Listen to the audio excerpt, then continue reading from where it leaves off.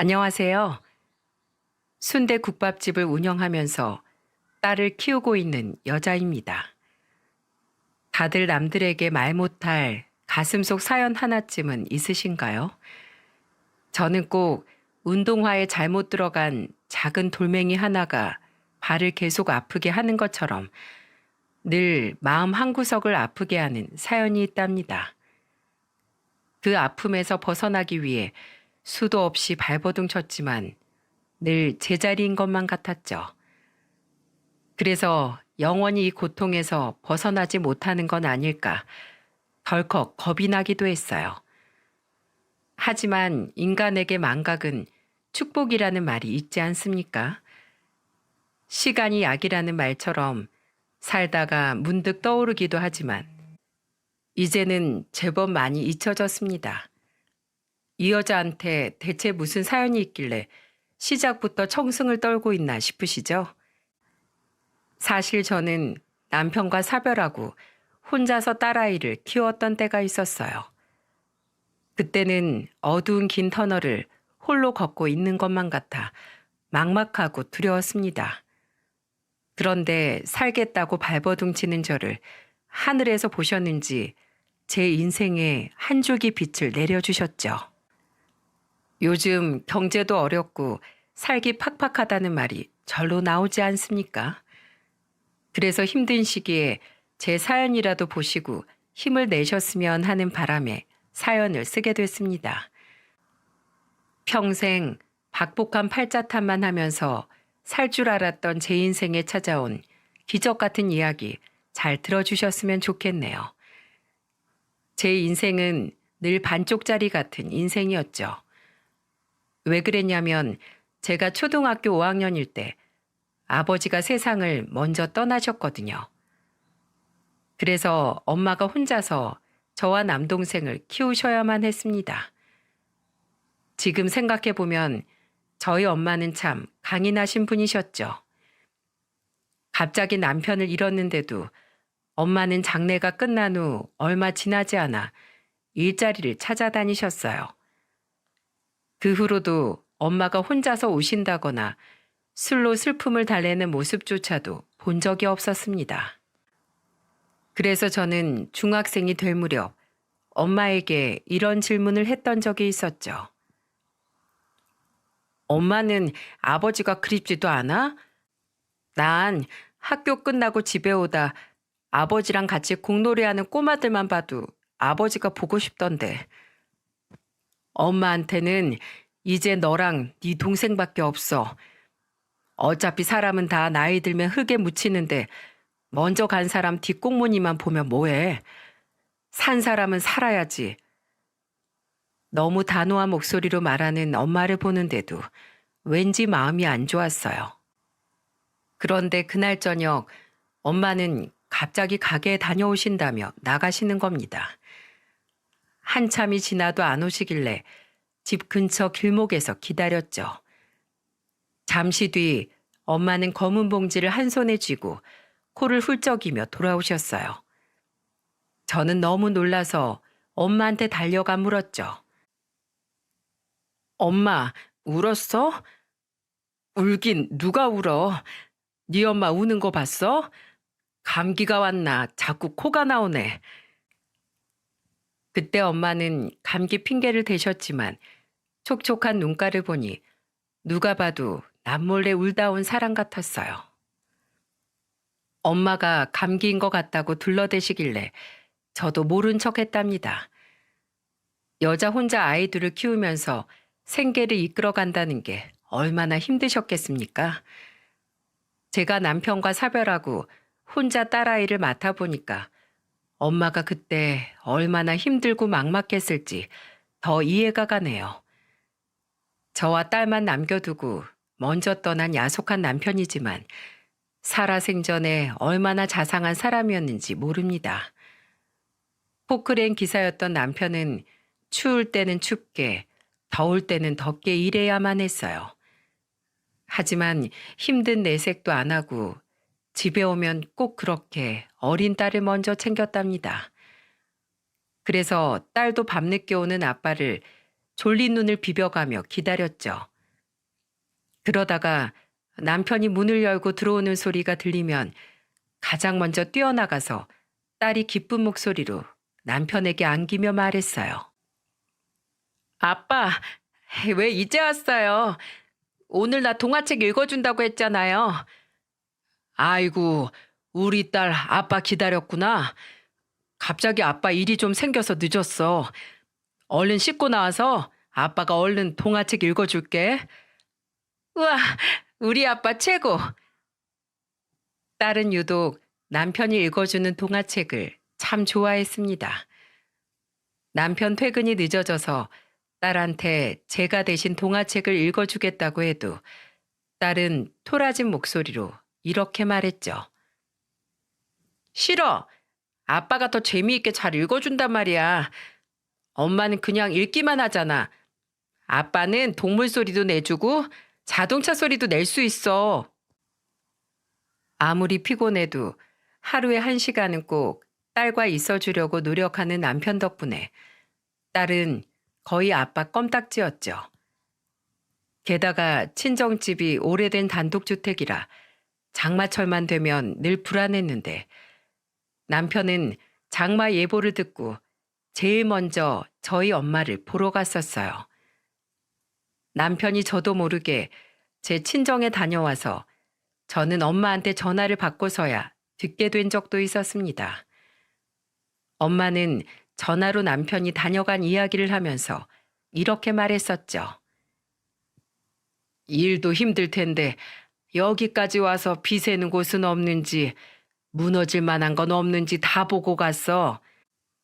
그리고 혹시 정전될 수도 있으니까 손전등도 두고 갔더라니까. 내가 말년에 사위복이 터졌나 이게 웬 호강이니? 안 그래도 오래된 집에 엄마 혼자 살아서 걱정이었는데 제가 말 안 해도 늘 이렇게 먼저 엄마를 찾아가 주니까 너무 고마웠답니다. 그래서 정말 엄마는 먼저 떠난 아버지가 우리 고생했다고 내려준 귀인 아니냐고 할 정도였죠. 생각해보면 다정한 남편의 성격은 시부모님들을 많이 닮아 있었던 것 같아요. 그때 딸을 데리고 남편과 시댁에 가면 항상 따뜻한 미소로 시부모님들이 맞아주셨습니다. 특히 아버님은 어린 딸을 보면서 이렇게 말했었죠. 우리 똥강아지 그새 많이도 컸네. 우리 강아지가 이렇게 크려고 엄마를 얼마나 힘들게 했을까. 아버님은 저만 보면 아이 키우는 게 힘들지 않냐면서 늘 물어보셨어요. 아마도 제가 마른 편이라 더 힘이 들까 봐 걱정하셨던 것 같았죠. 그래서 시댁만 가면 늘 고기 반찬이 빠지질 않았습니다. 그리고서 가족들 다 식탁에 둘러앉으면 어머님은 제 앞에 고기가 담긴 접시를 당겨주며 이런 말을 하셨어요. 애는 크는데 며느리는 점점 쪼그라드네. 어찌된 게 볼 때마다 살이 빠지는 것 같아. 이것 좀 먹어라. 어머님, 정말 잘 먹겠습니다. 너무 맛있어요. 항상 제 걱정을 먼저 해주시는 시부모님들 덕분에 저는 시댁에 가는 발걸음이 늘 가볍기만 했어요. 남편과 저는 서로 큰 소리 한번 오고 간 적 없이 정말 행복하게 지냈죠.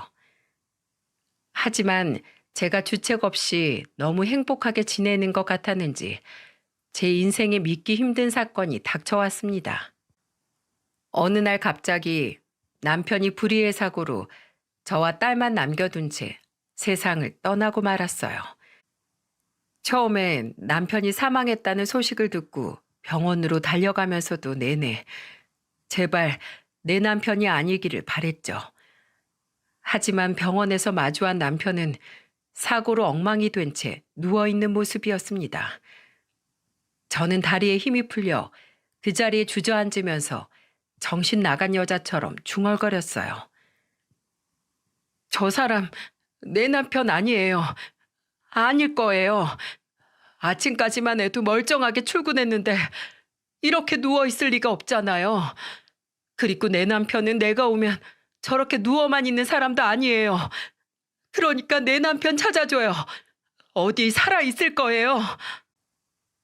반쯤 정신을 놓은 저는 계속해서 남편이 맞냐고 묻는 경찰에게 남편 좀 찾아달라고 애원했습니다.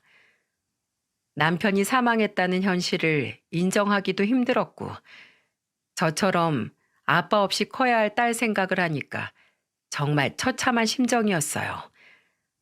그때 시부모님도 병원으로 달려오셔서 차갑게 누워있는 남편을 보고는 바닥을 치며 오열하셨죠. 그런 시부모님 챙겨드릴 새도 없이 저는 울다가 실신하기도 할 정도였습니다. 그러다 정신을 차려보니 남편의 빈소가 차려져 있었어요.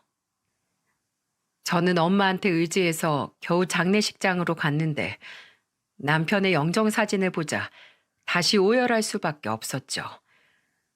그런 저를 품에 안아주면 엄마는 저와 같이 우셨습니다. 그리고 한없이 울기 시작한 저를 끌어안고 엄마는 오열하며 말씀하셨어요.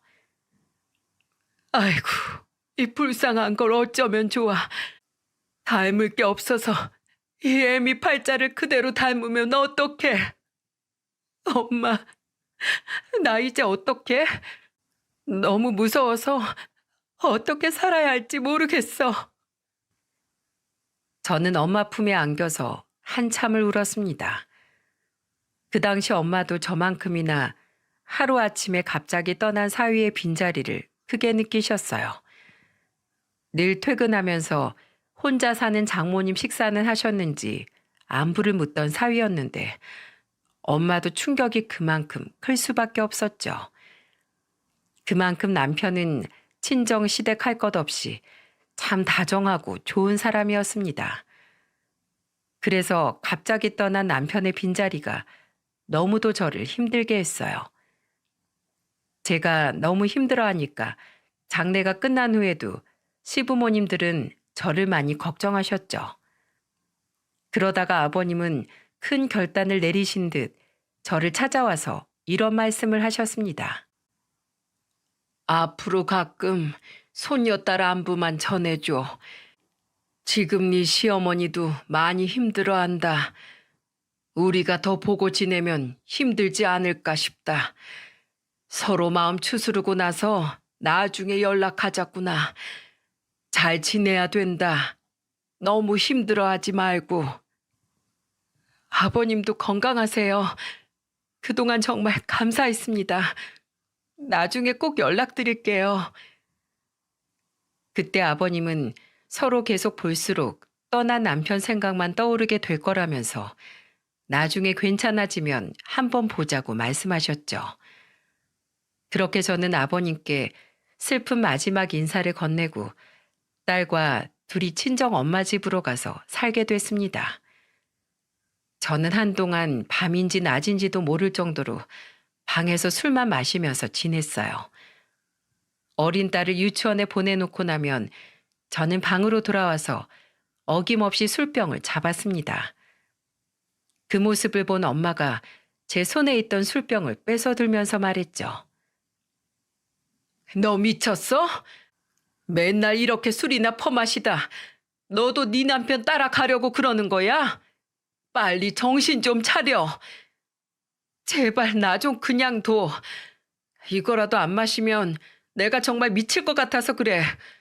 속이 하루에도 12번씩 뒤집어지는 것 같다고. 너 엄마잖아. 어떤 엄마가 자식을 곁에 두고 정신 놓고 살아. 그만 마셔. 이리 내놔.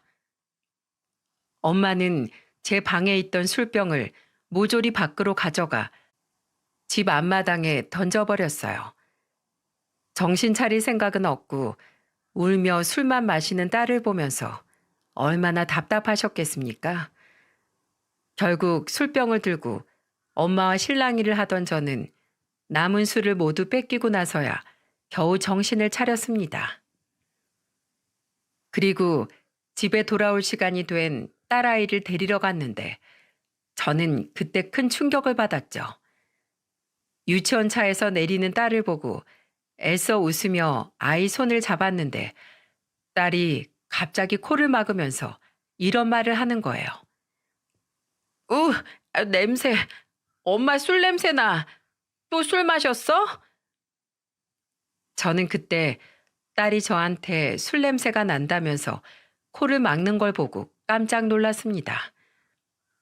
애들 앞에서는 찬물도 조심해서 마셔야 한다는데 저는 그동안 제 슬픔에 빠져서 아이를 돌보지 못했던 거죠.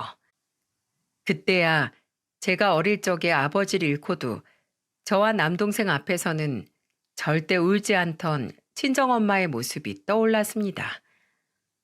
그리고 정말 이렇게 살면 안 되겠구나 깨달았어요. 그래서 저는 다음 날부터 정말 술은 입에도 대지 않으려고 노력했죠. 그리고 딸을 키우면서 할 수 있는 일을 찾다가 순대국밥집을 차리게 됐어요.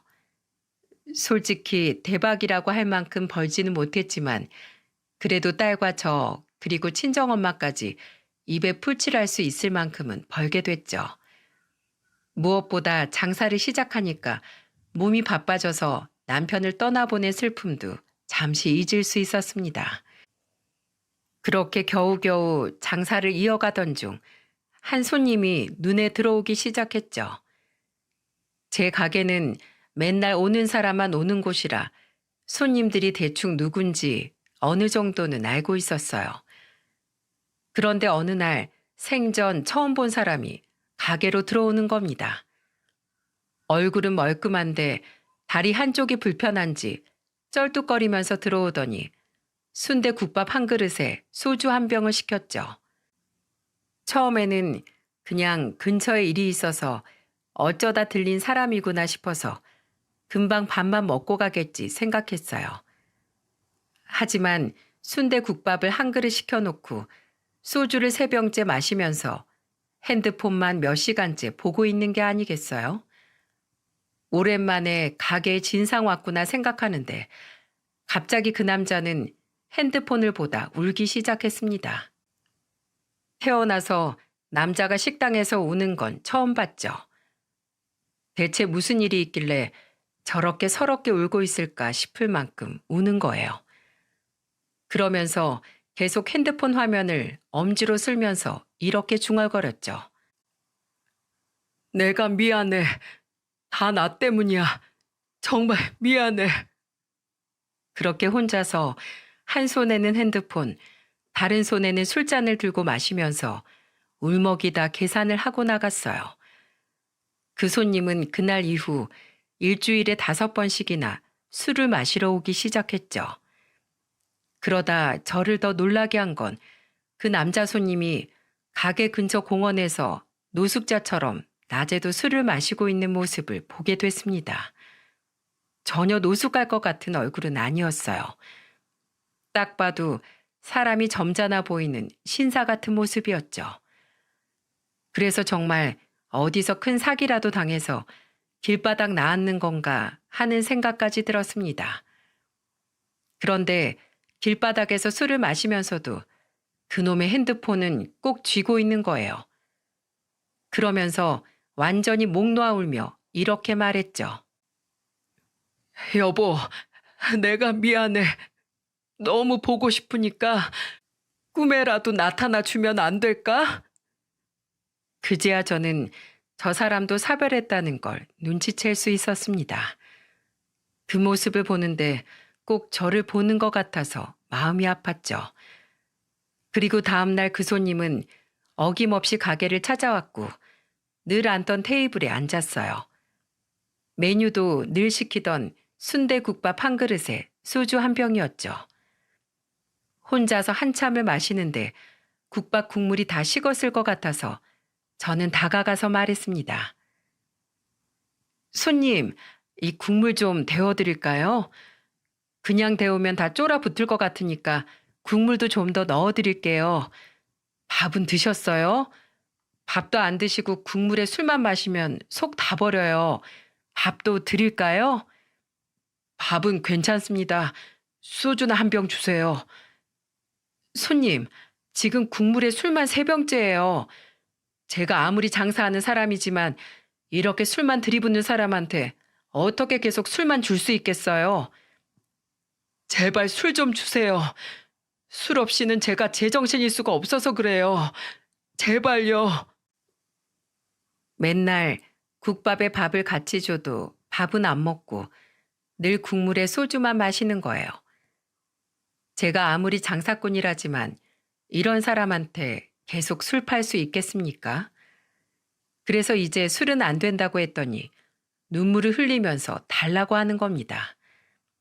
어찌나 간절하게 빌던지 저는 결국 소주를 한 병 내어주면서 이렇게 말했죠. 이게 정말 마지막이에요. 그리고 자세한 사정은 모르겠지만 술 마신다고 이미 벌어진 일이 없던 일 되는 거 아닙니다. 그러니까 몸 생각도 하면서 사세요. 제가 단호하게 말하면서 4병째 술을 줬는데 목 놓아 울더군요. 어차피 마지막 손님이라 가게에 다른 손님도 없어서 그냥 울게 뒀습니다.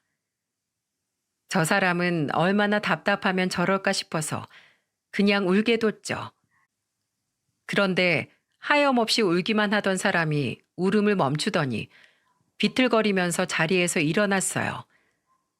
비틀거리는 모습이 어쩐지 불안하고 위태롭게 보였습니다.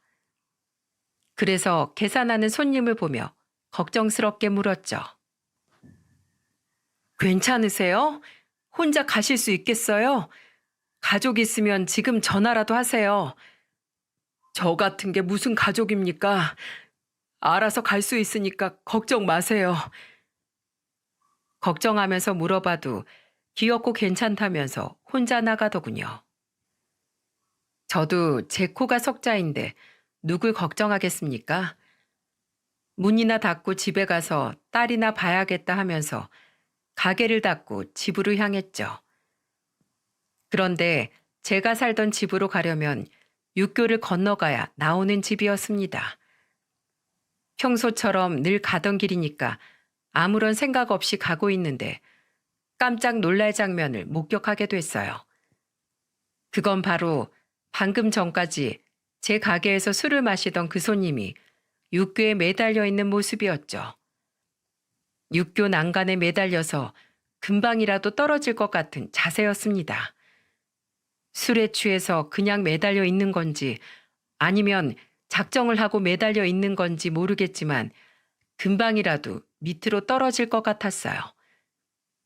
그래서 저는 얼른 달려가서 그 손님 다리를 붙들고 소리쳤습니다. 여기서 뭐 하세요? 빨리 내려오세요. 여기서 이러면 집에 가는 게 아니라 황천길 간다고요. 이거 나요. 저는 더 살아봐야 인생 낭비예요. 숨 쉬고 살 가치가 없는 놈이라고요. 그러니까 제발 그냥 나 좀 모른 척하고 그냥 가세요. 이미 봤는데 어떻게 모른 척을 하나요? 제발 내려와요. 제가 다리를 붙들고 꼼짝 못하게 하니까 몸을 비틀면서 금방이라도 뛰어내리려고 했죠. 성인 남자를 여자가 어떻게 힘으로 제압하겠습니까? 그때 저는 에라 모르겠다 하고 그 손님 다리를 붙들고 아예 뒤로 벌러덩 주저앉아 버렸어요. 그러자 무게가 뒤로 쏠려버리니까 남자 손님은 육교 바닥으로 넘어져 버렸죠. 그제야 안심한 저는 그 손님을 보고 화를 내면서 말했어요. 내가 뜨신 국물에 밥까지 공짜로 내어준 게 이런 짓이나 하라고 준 줄 알아요? 왜 뜨순 밥 먹고 헛짓거리를 합니까? 나는 먹고 힘내서 다시 살아보라고 줬던 밥이에요. 세상에 그 밥도 못 먹고 굶는 사람들이 얼마나 많은 줄 알아요? 사장님이 뭘 안다고 그러세요? 아내 먼저 떠나보낸 제 심정을 알기나 하세요? 하루아침에 저는 아내를 사고로 잃었다고요. 아내 하나 못 지키는 제가 살아서 뭐합니까? 그 손님은 제가 화를 내며 말하자 자신의 처지를 비관하기 시작했어요.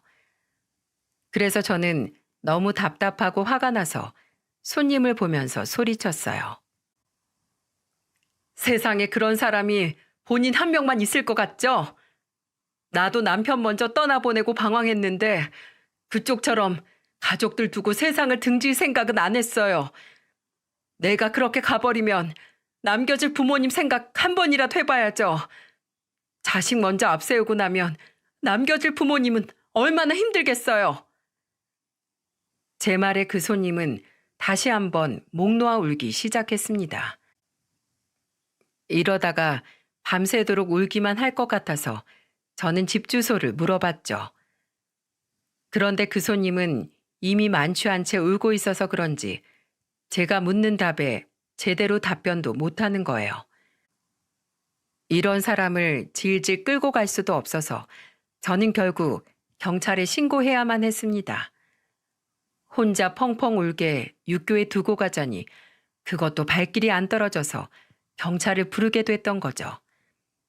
잠시 뒤 경찰이 그 남자 손님을 경찰차에 태우고 가는 모습까지 보고 나서야 저도 집에 갈 수 있었어요.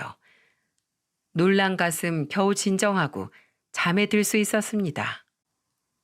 그런데 간밤에 소동을 벌인 남자 손님이 한동안 가게에 나타나질 않았죠. 눈앞에서 극단적인 선택을 하려던 사람을 목격해서 그런지 괜히 걱정되기 시작했어요. 그런데 한 열흘 정도 지나자 그 남자 손님이 뚜벅뚜벅 가게로 멀쩡하게 걸어오는 게 아니겠습니까? 그때 너무 놀라서 정확하게 7시 38분에 가게 들어온 시간까지 기억하고 있답니다. 저는 귀신이라도 본 것처럼 깜짝 놀라서 남자 손님을 보자마자 저도 모르게 이렇게 소리쳤어요. 손님, 괜찮으세요? 어떻게 된 거예요? 사장님, 잘 계셨어요? 그동안 왜 안 오셨어요? 무슨 일 있으셨어요? 우선 저 먼 길 다녀와서 배고픈데 순대국밥 한 그릇에 소주 한 병만 주세요. 오늘은 진짜 딱 한 병만 마실게요. 손님한테는 특별히 한 병 이상 더 팔 생각도 없었어요. 얼른 그쪽으로 앉으세요. 저는 한결 편안해진 남자 손님과 반갑게 인사를 나눴어요. 아내 잃고 극단적인 생각까지 했던 모습을 보니까 과거에 남편 먼저 보내놓고 술에 빠져 살던 제 모습이 떠올랐죠.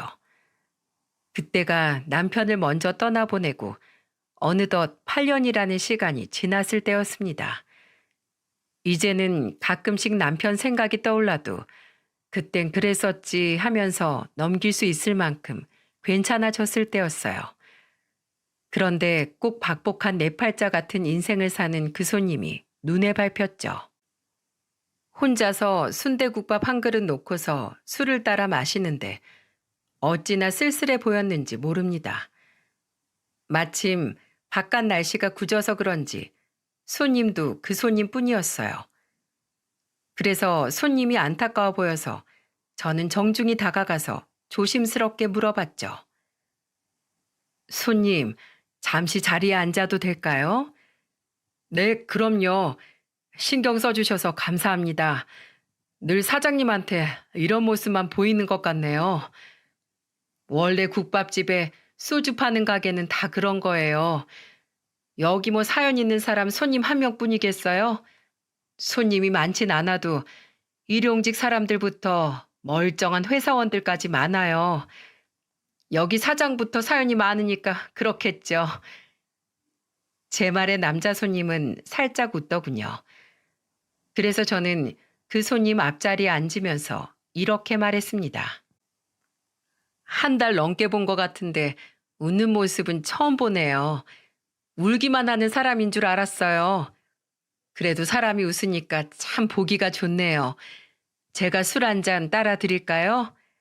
저랑 비슷한 사연 있으신 것 같은데 술 말고 같은 처지에 있는 사람끼리 의지해 보자고요.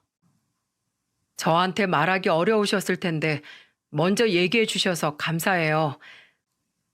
그리고 그때 저 술 먹고 홧김에 그랬던 거예요. 절대 사장님이 주신 밥 먹고 그렇게 가려던 건 아니었어요. 나도 교통사고로 하루아침에 남편 잃었어요. 엄청 힘들어서 저도 그때는 손님처럼 술만 마셨다니까요. 그런데 저는 딸이 한 명 있거든요. 어느 날 딸이 저한테 술 냄새 난다고 하는 거예요. 그때 정신이 확 들더라고요. 제가 무슨 생각했는 줄 아세요? 어떤 생각하셨는데요? 남편은 떠났어도 내 옆에 남은 가족들이 있는데 내가 너무 이기적이었구나 생각했죠. 저희 엄마도 저 초등학교 5학년일 때 아버지가 먼저 떠나셨거든요. 그런데 엄마는 한 번도 제 앞에서 우는 모습이나 힘들어하는 모습 보여준 적이 없으셨어요. 그런 엄마를 보고 컸는데 제가 너무 어린 딸 앞에서 술 취한 모습만 보여주고 있더라고요. 그래서 저는 그때부터 술은 아예 입에도 안 댔어요. 시간이 약이라고 그래도 지나고 나니까 이젠 괜찮아요. 이렇게 저랑 비슷한 손님 앞에 놓고 허심탄회하게 위로도 하고 있잖아요. 그러니까 힘내요. 다 잊혀져요. 제 말을 경청하면서 가만히 듣던 그 손님은 조용히 눈물을 흘리더군요. 술에 취하지도 않았는데 저렇게 눈물을 떨구는 걸 보니까 이제야 정신 차렸구나 싶었습니다. 그래서 저는 그 손님에게 냅킨을 몇 장 건넸죠. 그리고 눈물을 닦고 있는 손님을 보면서 이렇게 물었습니다. 가족 관계가 어떻게 되는지 몰라도 가족 보고 힘 좀 내요. 가족이요? 저도 가족 남기고 싶었어요. 엄청 서럽게 울던 손님은 저에게 충격적인 말을 털어놨어요. 정말 그 순간 저도 눈물을 글썽일 정도였죠. 다 듣고 나니까 왜 이렇게 서럽게 울고 망가졌는지 이해할 수 있었어요. 그 손님은 사별한 아내와 결혼 7년 차에 어렵게 아이가 생겼던 때였어요. 손님은 아이가 생겼다는 말에 세상을 다 가진 것처럼 기뻤다고 했죠. 저도 그런 순간이 있었으니까 오랜 시간 기다리던 아이가 생겨서 얼마나 기뻤을지 상상이 갔습니다. 그런데 잠시 말을 멈춘 남자 손님은 앞에 있던 술을 한 잔 마셨어요. 그리고는 슬픈 목소리로 그동안 있던 일을 털어놓기 시작했죠. 제 아내, 저보다 6살 어렸어요. 그렇게 기다리던 아이가 생겨서 얼마나 기뻐했는지 몰라요. 참 좋은 사람이라서 하고 싶다는 건 정말 다 해주고 싶던 사람이었어요. 그때도 명절에 처가에서 쉬고 싶다고 하길래 부모님도 그렇게 하라고 하셔서 같이 지방에 있는 처가댁에 갔었죠. 그렇게 잘 쉬고 왔으면 좋았을 텐데 다시 올라오는 길에 사고가 난 거예요. 네? 사고요? 저는 너무 놀라서 뭐라고 답을 해야 할지 말문이 턱하고 막혔습니다. 그러자 그 손님은 그때의 생각에 고통스러운지 오열하며 두 손을 떨며 말했죠. 나도 그때 아내랑 같이 세상을 떠났어야 했어요. 저는 아내가 뱃속 아이랑 같이 세상을 떠나는 동안 아무것도 할 수 없었던 게 너무 바보 같아요. 저도 1년 동안 병원에서 치료받아야 될 만큼 크게 다쳤는데 진짜 이렇게 살아서 뭐 하나 생각했어요. 어영부영 시간이 1년이 지났는데 저는 무서워서 못 살겠다는 생각밖에 안 드네요. 제 앞에서 오열하면서 떨리는 목소리로 말하는 손님을 보는데 가슴이 아파서 저도 하염없이 눈물만 흘렸죠. 그 순간 제가 무슨 말을 덧붙인다고 해서 소용이 있었겠습니까? 그냥 같이 울어주는 거 말고는 할 수 있는 게 없었습니다. 한참을 울기만 하던 남자 손님이 조금 진정이 된 것 같아서 저는 술을 한 잔 따라주며 말했어요. 그럼 혹시 그 다리도 사고 후유증 때문에 살짝 쩔뚝거리는 거예요? 재활치료 받아야 되는데 제가 무슨 자격으로 재활치료를 받아요? 지금도 꿈에 아내가 나오고 가끔은 환청까지 들려요. 꿈에 아내가 나온 날은 꼭 핸드폰에 있던 사진을 보게 돼요. 그동안 손님이 보고 있던 건 생전 아내와 아이의 초음파 사진이었습니다. 공교롭게도 사별한 아내가 저와 동갑이더군요. 그래서 괜히 더 마음이 안 좋았죠. 그래서 저는 그 손님을 보며 말했습니다. 앞으로 술 생각나면 여기 오세요. 혼자 마시는 것보단 둘이 마시는 게 낫죠. 그러다 보면 다 지나가요. 제가 산 증인이니까 저 믿고 여기서 한 잔 술에 다 털어내세요. 그렇게 저는 그 손님과 말동무가 되어주다가 서로의 아픔에 공감하게 됐어요. 저도 오히려 그 손님을 보면서 과거 기억에서 많이 벗어날 수 있었죠. 그런데 어느 날 평소처럼 국밥에 소주를 마시다가 뜬금없이 이런 말을 하는 겁니다. 저 내일부터는 자주 못 올 것 같아서요. 사장님이랑 대화하다 보니까 이렇게 살면 안 될 것 같다는 생각이 들어서요. 저도 이제 원래 하던 일 하러 가야죠. 무슨 일 하셨는데요? 그냥 저도 몸 안 좋은 분들 도와드리고 치료하는 일 하고 있어요. 그동안 정말 감사했습니다. 다 사장님 덕분이에요. 그래요. 마음 고쳐 먹었다니까 잘 됐어요. 언제까지 국밥에 소주 마실 수 없잖아요. 그러니까 이제 본인 인생 살아요. 아주 최선을 다해서 열심히 해보세요. 저는 남자 손님을 응원하면서 마지막 인사를 했어요. 그러자 손님도 제 덕분이라면서 인사를 하고는 계산을 하고 갔습니다. 그날 이후 남자 손님은 정말로 가게에 오지 않았죠. 참새가 방앗간 들리듯이 오던 사람이 안 오니까 허전하긴 하더군요. 저와 비슷한 처지에 있는 사람을 처음 봐서 저도 위로를 많이 받긴 했는지 아쉽기까지 했습니다. 그래도 이제는 다 제자리를 찾아간 것 같아서 저도 제 할 일 하면서 지냈죠. 그러던 어느 날 그 남자 손님이 또 가게로 찾아온 거예요. 그런데 그때는 혼자가 아니라 같이 일하는 동료들과 온 것 같았는데 대화하는 걸 듣고 깜짝 놀랄 수밖에 없었습니다. 한 손님이 자주 오던 손님을 보면서 이렇게 말하는 거예요. 선생님, 여기가 순대국밥 맛집이라고 하셨죠? 수술 끝내고 왔더니 너무 힘들어서 뚝배기 씹어 먹을 수 있을 것 같아요. 자주 오던 곳인데 진짜 맛있어요. 저는 순대국밥 먹으러 꼭 여기만 와요.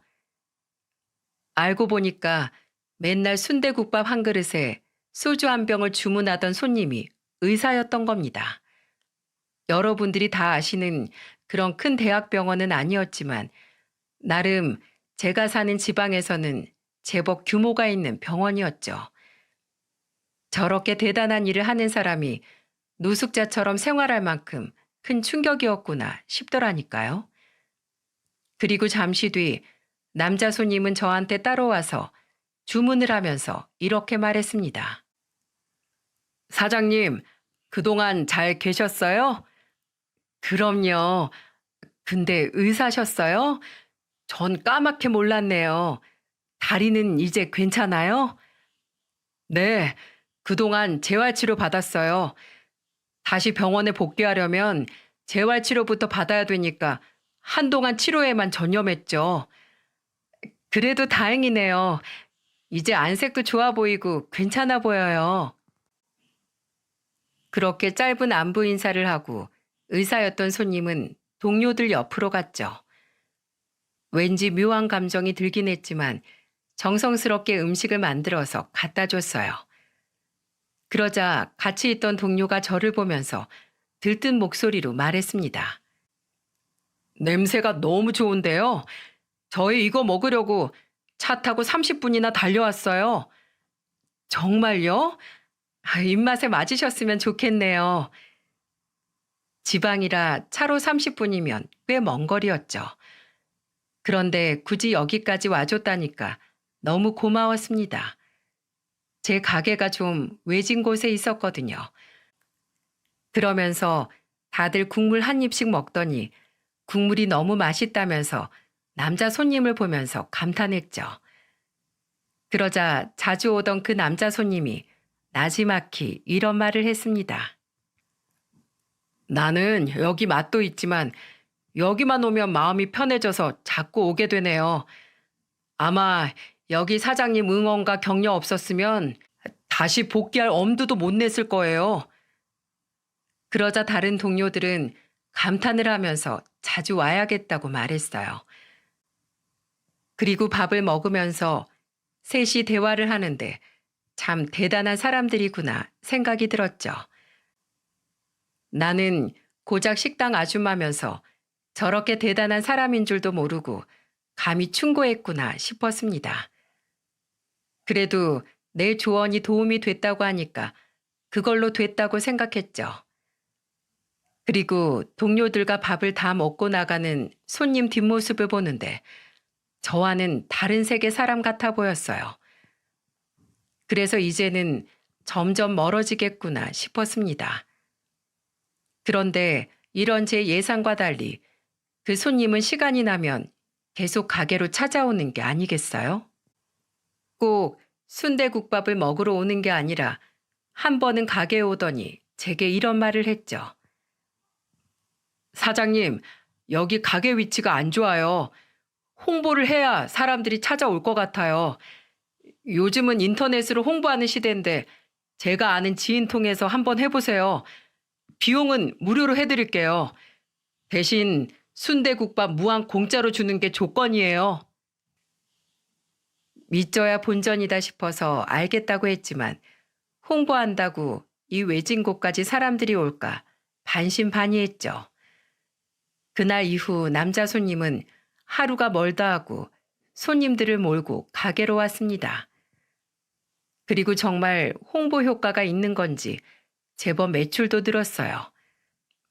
원래는 하루 매출이 10만 원도 안 됐던 가게였는데 홍보를 시작한 후로 40만 원 정도로 매출이 늘었죠. 그렇게 자주 보다 보니까 더 가까워졌어요.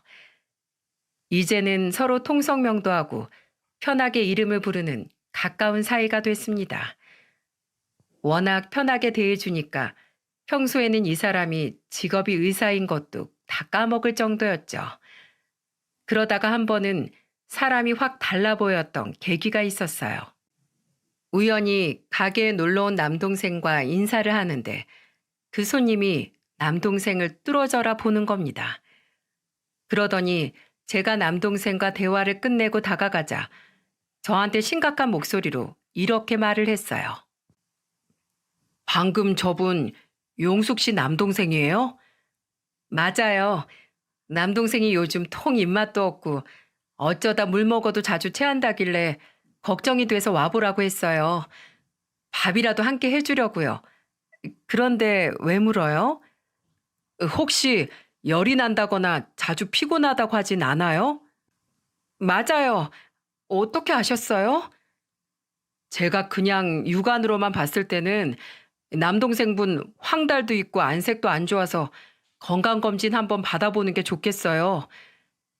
제 동생 매일 헬스하러 다니는데요. 저보다 더 운동 열심히 해요. 검진은 제가 받아야 될걸요. 가장이라고 얼마나 자기 몸 챙기는지 몰라요. 한 집안의 가장이니까 꼭 건강검진 받아보라고 해요. 예방해서 나쁠 거 없잖아요. 건강검진 받는다고 몸 상하는 것도 아닌데 남동생한테 말해서 한번 받아보라고 했죠. 그런데 몇 주 뒤 건강검진 결과를 받고 온 가족이 깜짝 놀랐습니다. 멀쩡해 보였던 남동생이 간암 초기였던 거예요. 진짜로 의사 손님 아니었으면 남동생마저 잃을 뻔했던 거죠. 남동생이랑 올케는 의사 손님을 만나러 가게로 찾아왔고 감사 인사까지 했어요. 저는 남동생 부부가 가고 난 뒤 손님을 보며 말했죠. 명준 씨, 진짜 의사 맞았네요. 그것도 완전 명이에요. 간암은 침묵의 병이라 알아보기 힘들다는데 진짜 대단하세요. 제가 맨날 여기서 국밥 먹는 것만 봐서 그렇지 저 일 잘하는 의사예요. 덕분에 남동생은 치료도 잘 받을 수 있었어요. 그렇게 3년 정도를 가깝게 지내면서 묘한 감정이 들기 시작했죠. 서로 이름을 부르면서 가까워지다 보니까 마음이 생겨버린 겁니다. 하지만 워낙 저와는 다른 사람이라는 생각에 마음을 표현하지는 않았어요. 그렇게 커지는 마음을 숨긴 채 지내던 어느 날 명준 씨가 꽃다발을 들고 가게로 찾아왔던 적이 있었죠. 뜬금없는 상황에 깜짝 놀라면서 물었습니다. 순대국밥 가게 안 어울리게 무슨 꽃다발이에요? 이 꽃다발 용숙 씨 거예요. 오늘은 꼭 고백하려고 아예 꽃다발까지 사왔어요. 그동안 제 옆에서 힘이 되어줘서 고마워요. 앞으로는 친구 말고 인생의 동반자로 지내고 싶어요. 이 꽃은 용숙 씨한테 전하는 제 마음이에요. 예상 못한 고백에 깜짝 놀랐어요. 저도 마음이 없던 건 아니지만 선뜻 고백을 받기에는 망설여졌습니다. 워낙 직업적인 차이도 났고 또 아이도 있으니까 선뜻 받아들일 순 없었죠. 그래서 저는 명준 씨에게 조심스럽게 물었어요. 우리가 비슷한 아픔이 있는 건 맞지만 나는 책임질 아이가 있어요.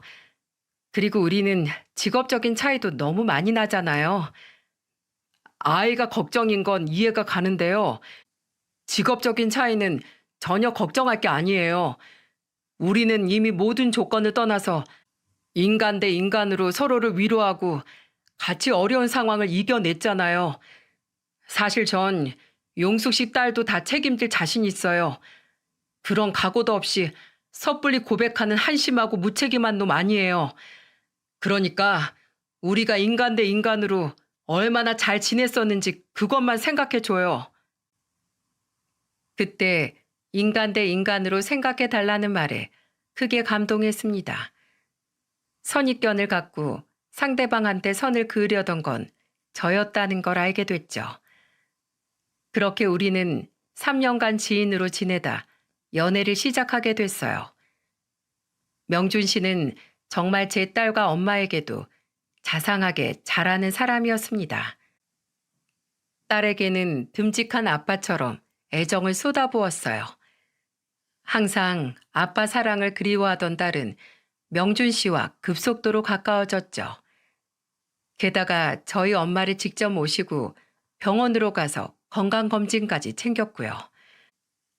얼마나 극진히 챙겼으면 엄마는 병원에서 이런 소리까지 들었다고 저한테 전했어요. 내 옆에서 같이 검진 기다리던 할머니가 나한테 사위 잘 둬서 좋겠다고 하더라니까. 오늘 내가 아주 얼마나 고마웠는지 몰라. 엄마는 건강검진을 받으면서 있었던 일을 저에게 웃으면서 얘기해줬죠. 연애를 2년 정도 하다 보니까 이미 저희 가족과 떼래야 뗄 수 없는 사이가 된 겁니다. 그래서 어떻게 됐는 줄 예상이 가십니까? 저희는 연애 2년 만에 얼마 전 결혼식을 올리게 됐어요. 박복한 제 팔자에 한 줄기 빛이 내린 것처럼 행복했습니다. 그래서 제가 남편과 어려움을 극복하고 찾은 새 인생인 만큼 주변에 베풀면서 살기로 했어요. 얼마 전에는 주말에 남편과 같이 하루 종일 순대국밥 무료 이벤트를 하기도 했죠. 동네 결식아동과 독거노인 그리고 노숙자들까지 한 끼를 해결하기 어려운 사람들에게 나눔의 손길을 내밀었답니다. 대단한 식사도 아닌데 모두 맛있게 드셔주시고 잘 먹었다는 인사를 하고 나가시는데 얼마나 뿌듯했는지 몰라요. 장사 시작하고 최고 매출 찍었던 날보다 처음 무료로 국밥을 나눔했던 날이 제일 기뻤죠. 그래서 저는 남편과 한 달에 한 번씩 이런 무료 나눔 행사를 꼭 하기로 했습니다. 평소 돈이 없어서 수술 받지 못하는 어린이들을 후원하던 남편도 제가 하는 일에 적극 찬성했어요. 먼 길을 돌아서 어렵게 만난 인연인 만큼 저희는 남은 인생을 따뜻하게 살아보려 하고 있죠. 친정엄마는 제가 자리를 잡고 주변에 베풀며 사는 모습을 보면서 이런 말을 하기도 했습니다. 우리 딸이 내 팔자 닮아서 한평생 외로우면 어쩌나 했는데 이렇게 잘 살아줘서 고맙다. 엄마의 진심 어린 말에 말없이 눈물을 닦았어요. 그리고 전 시부모님들이 제게 전화가 아닌 문자로 축복을 해주셨죠. 제가 순대국밥 가게를 차리고 딱 한 번 와보시고 그 후로는 따로 뵌 적이 없었는데 어떻게 소식을 알고 이런 문자를 보내주셨어요. 이제는 웃을 일만 있기를 멀리서 빌어줄게. 축하한다. 항상 행복하렴. 옛 생각에 잠시 글썽였지만 이제는 정말 제 인생 한번 행복하게 살아봐도 되겠죠? 제 사연 어떻게 들으셨는지 모르겠네요. 그래도 위기 속에도 희망을 잃지 않길 바라는 제 뜻은 꼭 알아주셨으면 좋겠습니다. 인생 살다 보면 힘든 일 앞으로 있겠지만 한번 큰 고비 넘겨보니까 앞으로는 어떤 위기가 생겨도 이겨낼 수 있을 것 같아요. 100세 인생인데 당장 힘들다고 좌절하면 되겠습니까? 살아있는 자에게 희망이 있다니까 우리 모두 힘내보자고요. 또 베푸는 자에게 복이 있다고 모두 좋은 마음으로 극복하셨으면 좋겠습니다. 모두들 힘내세요.